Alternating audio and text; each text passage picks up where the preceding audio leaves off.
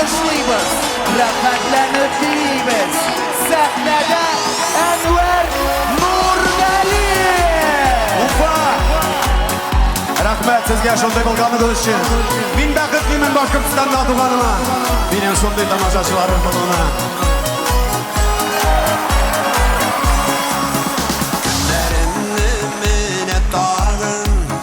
Alıştırdı uzun kiş, sağışlana künülgeyim, tınışlana almış iş.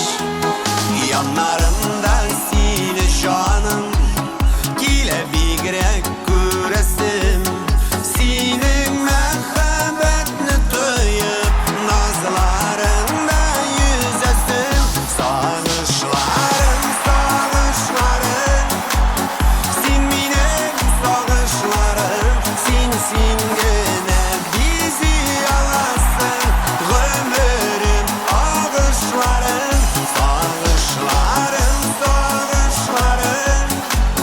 Sin minem sağışlarım, sin gene bizi alasın. Ömrüm ağışlarım.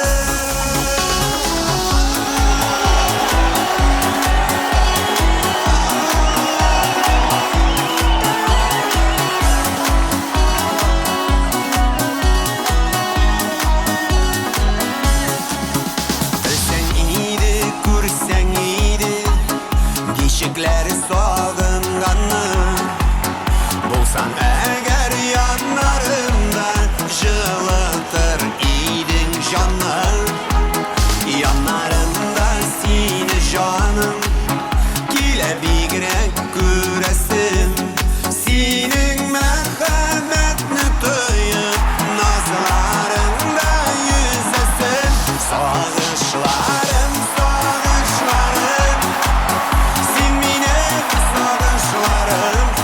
sin güne bizi alasın. Ömrüm ağışlarım, sağışlarım, sağışlarım. Sin minem sağışlarım, sin güne bizi alasın. Ömrüm ağışlarım.